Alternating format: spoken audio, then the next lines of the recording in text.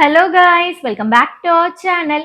என்னுடைய வீடியோ நீங்க first time பார்க்குறதா இருந்தா சப்ஸ்கிரைப் பண்ணிக்கோங்க, ஆளுங்கிற பட்டனை கிளிக் பண்ணிக்கோங்க. அப்பதான் நான் போடுற வீடியோஸ் உங்களுக்கு நோட்டிஃபிகேஷன்ல வரும். வீடியோ மிஸ் பண்ணாம பார்க்கலாம்.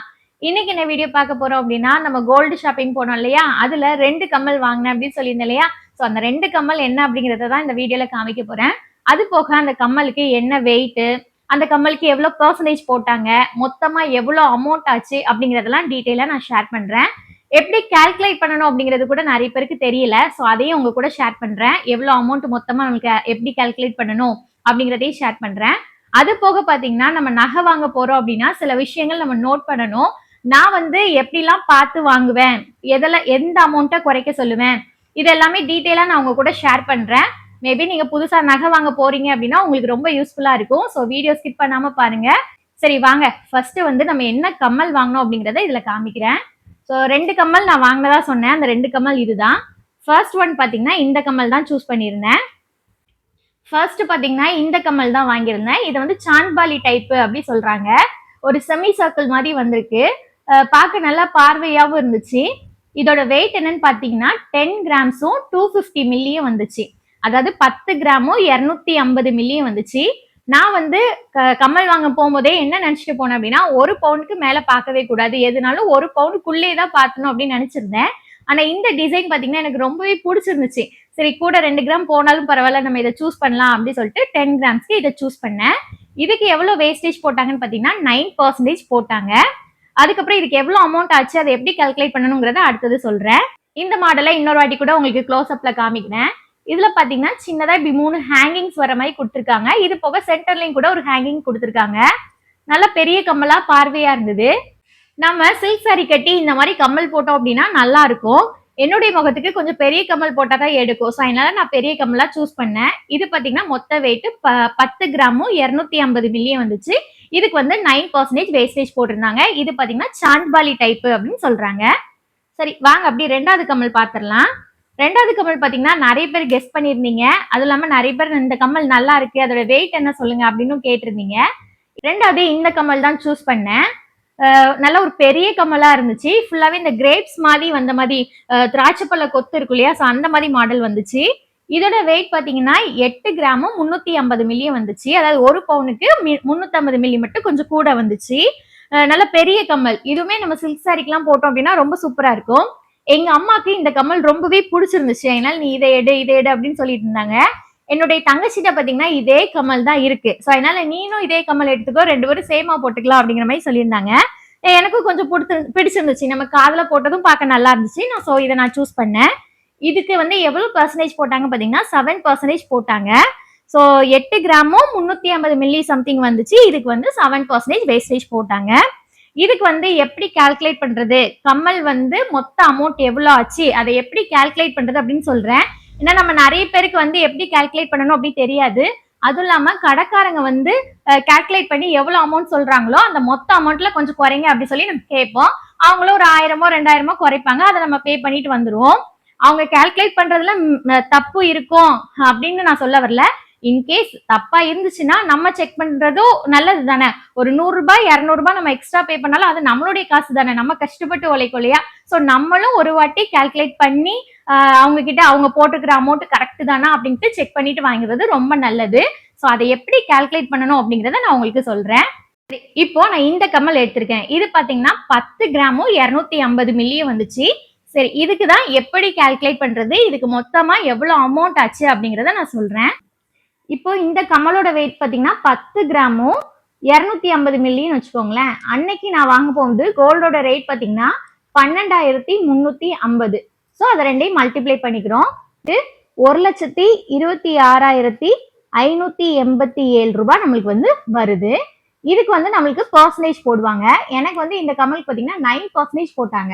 ஸோ 9% அப்படிங்கும்போது நம்ம வந்து அதை எதால மல்டிப்ளை பண்ணணும் அப்படின்னா 0.09 மல்டிப்ளை பண்ணுங்க. இன்கேஸ் உங்களுக்கு 7% போட்டாங்கன்னா 0.07 மல்டிப்ளை பண்ணுங்க. இல்ல 10% போட்டாங்க அப்படின்னா 0.10 மல்டிப்ளை பண்ணிக்கோங்க. இப்போ எனக்கு 9% போட்டதுனால நான் 0.09 இதை மல்டிப்ளை பண்ணிக்கிறேன். மல்டிப்ளை பண்ணும்போது வர்ற அமௌண்ட் பாத்தீங்கன்னா 11,392 ரூபாய் நம்மளுக்கு வருது. இதுதான் நம்ம வந்து செய்கூலி சேதாரத்துக்கு கொடுக்குற அமௌண்ட். இப்போ இது கூட டோட்டல் அமௌண்டான அந்த 1,26,587 இருக்கு இல்லையா, அதை நீங்க ஆட் பண்ணிக்கோங்க. நம்மளுக்கு எவ்வளவு அமௌண்ட் வரும் பாத்தீங்கன்னா 1,37,979 ரூபாய். இந்த அமௌண்ட் தான் நம்ம வரும். இதுக்கு கண்டிப்பா ஜிஎஸ்டி போடுவாங்க. நம்மளுக்கு ஜிஎஸ்டி பாத்தீங்கன்னா 3%. ஸோ 3% அப்படிங்கும் போது நம்ம எதால மல்டிப்ளை பண்ணணும் அப்படின்னா 0.03 மல்டிப்ளை பண்ணிக்கணும். மல்டிப்ளை பண்ணீங்கன்னா உங்களுக்கு 4,139 ரூபாய் வரும். இதுதான் நம்மளுக்கு ஜிஎஸ்டிக்கு கொடுக்குற அமௌண்ட். நம்மளுக்கு ஆக்சுவலா வாங்கின ரேட் பாத்தீங்கன்னா 1,26,000 தான் நம்ம கோல்டுக்கான ரேட்டு. அதுக்கப்புறம் மேக்கிங் சார்ஜஸ்னு போட்டு 11,000 சம்திங் வந்து மேக்கிங் சார்ஜஸ், அப்புறம் சேதாரம்னு போட்டிருந்தாங்க. ஜிஎஸ்டி அது போக 4,000 ரூபாய் கிட்ட நம்ம ஜிஎஸ்டியும் பே பண்றோம். ஸோ இப்போ இதெல்லாம் சேர்த்து தான் நம்ம பே பண்ணுவோம் இல்லையா. ஸோ அப்போ டோட்டல் அமௌண்டான அந்த 1,37,979 கூட ஜிஎஸ்டி அமௌண்டான 4,139 நம்ம ஆட் பண்ணிட்டோம் அப்படின்னா 1,42,118 ரூபாய். நான் வாங்கின இந்த கம்மல், அதாவது 10 கிராம் 250 மில்லி இந்த கம்மலுக்கு 9% வேஸ்டேஜ் போட்டு நான் வாங்கும்போது மொத்தமா அமௌண்ட் எவ்வளவு ஆச்சுன்னா 1,42,118 ரூபாய் ஆச்சு இந்த கம்மலுக்கு. ஸோ கடையில பாத்தீங்கன்னா அவங்க ஒரு பேப்பர் பென் வச்சு கால்குலேட் பண்ணி நமக்கு சொல்லுவாங்க இல்லையா, அதே பேப்பர் பெண்ணை நீங்களும் வாங்கி நீங்களும் இந்த மாதிரி கால்குலேட் பண்ணி பாத்துக்கோங்க. ஏன்னா நான் எப்பவுமே அப்படிதான் நான் பண்ணுவேன். நானும் உட்கார்ந்து ஒரு 1/4 மணி நேரம் ஆனாலும் பரவாயில்லன்ட்டு பொறுமையா பார்த்து கால்குலேட் பண்ணி அவங்க அமௌண்ட்டும் நம்ம அமௌண்ட்டும் சேமா தான் வருதா அப்படின்னு செக் பண்ணிட்டு அப்புறம் தான் கொடுக்கறது. ஓகே, இப்போ வந்து நம்ம நகை வாங்கும்போது என்னெல்லாம் நம்ம கவனிக்கணும் அப்படிங்கிறத நான் சொல்றேன். நான் பொதுவா எதெல்லாம் கவனிப்பேன், எப்படிலாம் நான் சூஸ் பண்ணி வாங்குவேன், எந்த அமௌண்ட்டை குறைக்க சொல்லுவேன் அப்படிங்கிறத இப்போ உங்க கூட ஷேர் பண்றேன். நான் பொதுவா பாத்தீங்கன்னா 10%க்கு மேல வேஸ்டேஜ் போடுற எந்த நகையுமே ஃபர்ஸ்ட் சூஸ் பண்ணவே மாட்டேன். ஏன்னா நமக்கு நம்மளுடைய பணம் முக்கியம். செய்கூலி சேதாரத்துக்குன்னு தான் நம்ம நிறைய அமௌண்ட் நமக்கு போகுது. ஸோ அதை நம்ம எவ்வளவு தூரம் கம்மி பண்றோமோ அது நல்லதுதான். இப்ப 20% அப்படிங்கிற மாதிரி வேஸ்டேஜ் உள்ள நகையெல்லாம் வாங்கணும் அப்படின்னா நமக்கு செய்கூலிக்கே பல ஆயிரம் போகும். அதுலயே பாத்தீங்கன்னா 2 கிராம் நம்ம எக்ஸ்ட்ரா வாங்கிடலாம். ஸோ அதனால நான் எப்பவுமே 10%க்கு மேல உள்ள நகைகள் பார்க்கவே மாட்டேன்.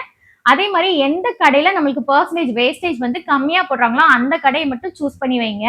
அதே கடையில ரெகுலரா வாங்குங்க. அப்போ நம்ம கடைக்கு ரெகுலர் கஸ்டமர் ஆயிருவோம். ஸோ அவங்க நம்மளுக்கு நல்லா குறைப்பாங்க. நான் எப்பவுமே பாத்தீங்கன்னா தூத்துக்குடியில ஒரு கடையில தான் வாங்குவேன். அங்க போனதும் 7 to 10% மட்டும் தான் வேஸ்டேஜே எனக்கு போடுவாங்க. ஸோ அதனால நான் எப்பவுமே அங்கதான் வாங்குறது உண்டு. இப்போ வந்து இன்கேஸ் நிறைய பேர் வந்து நினைப்பீங்க நான் நல்லா புது மாடலா வாங்கணும், நல்லா யூனிக்கான டிசைனா வாங்கணும், யாருமே போடாத ஒரு மாடல் தான் நான் போடணும் அப்படின்னு நினைக்கிறவங்க ஓகே, அது உங்களுடைய விருப்பம், நீங்க வாங்கிக்கோங்க. என்ன மாதிரி ஆட்களுக்கு நான் சொல்றேன், ஏன்னா பணம் வந்து ரொம்ப முக்கியம். அதை மீனா நம்ம வேஸ்டேஜ்க்கு செலவழிக்கிறதுங்கிறது எனக்கு பிடிக்காது. நம்ம மிடில் கிளாஸ் ஃபேமிலிக்குலாம் நம்ம வந்து நகைங்கிறது எதுக்கு வாங்குறோம், அது ஒரு சேமிப்பு, பிற்காலத்துல நமக்கு ஃபியூச்சர்ல ஒரு சேவிங்ஸா இருக்கும் அப்படிங்கிறதுக்காக தான் வாங்குறோம். ஸோ அதனால நிறைய இது பணத்தை வந்து வேஸ்டேஜ்க்குன்னு போடாதீங்க. கடையில போய் நீங்க ஒரு நகை வாங்குறீங்க அப்படின்னா ஃபர்ஸ்ட் வந்து அவங்க பாத்தீங்கன்னா அந்த டேக்ல சம் பர்சன்டேஜ் வந்து போட்டிருப்பாங்க. இப்போ 16% போட்டிருக்காங்க அப்படின்னா 16% வச்சுதான் உங்களுக்கு கால்குலேட் பண்ணி இவ்வளவு அமௌண்ட் ஆகும் அப்படிங்கிற மாதிரி ஃபைனலா நமக்கு சொல்லுவாங்க. அந்த அமௌண்ட்ல நம்மளுக்கு ஒரு 2,000 3,000 அப்படி வேணா குறைப்பாங்க, அவ்வளவுதான். ஆனா வந்து இனிமே அப்படி பண்ணாதீங்க. 16% போட்டாங்க அப்படின்னா நீங்க வந்து கேளுங்க 9% குறைங்க இல்ல 10% குறைங்க அப்படிங்கிற மாதிரி கேளுங்க. மேக்சிமம், அதாவது மினிமம் 7%ல இருந்து மேக்சிமம் 10% தான் கொடுப்பேன் அப்படிங்கிற மாதிரி கேளுங்க. 11% போட்டா கூட இல்ல இன்னும் 1% கம்மி பண்ணி 10 போடுங்க அப்படிங்கிற மாதிரி சொல்லுங்க. அதுதான் ரொம்ப நல்லது. 7 to 10% மட்டும் போடுங்க, வேற 10% மேல வந்து போடாதீங்க. இன்கேஸ் குறைக்கவே மாட்டேன் அப்படின்னு சொல்லிட்டாங்கன்னா ஓகே, அதை விட்டுட்டு வேற கடைக்கு போயிருங்க. வேற கடையில போயிட்டு என்ன டிசைன் இருக்கோ அதுல எது நல்லா இருக்கோ அதை சூஸ் பண்ணிட்டு வாங்க. நம்ம என்ன கழுத்துல என்ன மாடல் ஹாரம் போட்டாலும் சரி நமக்கு நல்லா தான் இருக்கும். அது ரொம்ப நல்ல சூப்பரான மாடல் போட்டாதான் நல்லா இருக்கும் இல்ல, சிம்பிளா போட்டாலும் நல்லா தான் இருக்கும். நமக்கு அதனால தங்கம்னு ஒண்ணு இருக்கும், நம்ம ஜுவல்ஸ்னு ஒண்ணு போட்ட ஒரு திருப்தி நமக்கு இருக்கும். ஸோ அதனால 10% மட்டும் சூஸ் பண்ணுங்க. அப்புறம் பாத்தீங்கன்னா சீட்டு போடுறதுங்கிறது ஒரு பெஸ்டான ஆப்ஷன் தான். ஏன்னா நம்மளுக்கு சீட்டு போட்டோம் அப்படின்னா செய்கூலி சேதாரம் இல்லாம நகை எடுத்துக்கலாம். அதுலயும் சில கடைகள்ல பாத்தீங்க அப்படின்னா 12%க்கு உள்ள நகைகள் மட்டும்தான் உண்டு அப்படிங்கிற மாதிரி சொல்லுவாங்க. இன்கேஸ் 12%க்கு மேல, அதாவது 16%க்குள்ள ஒரு நகையை நம்ம சீட்ல சூஸ் பண்ணோம் அப்படின்னா ஒண்ணு அந்த நகை வந்து இந்த சீட்டுக்குள்ளேயே வராது அப்படிங்கிற மாதிரி சொல்லிடுவாங்க.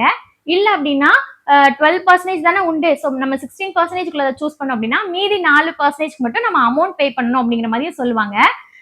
ஸோ அதை நீங்க வந்து அதே மாதிரி பார்த்து சூஸ் பண்ணுங்க. ஆனா சீட்டு போடுறதுங்கிறது ஒரு நல்ல ஒரு பெஸ்ட் ஆப்ஷன் அப்படின்னு தான் சொல்லுவேன். நம்ம நகை வாங்குறது செய்கூலி சேதாரம் இல்லாம வாங்கிக்கலாம். இல்ல மொத்தமா வாங்க போறோம் அப்படின்னா நான் சொன்ன மாதிரி 10%க்கு உள்ள நகைகளை மட்டும் சூஸ் பண்ணுங்க. அதுதான் நமக்கு வந்து ரொம்பவே லாபமா இருக்கும்.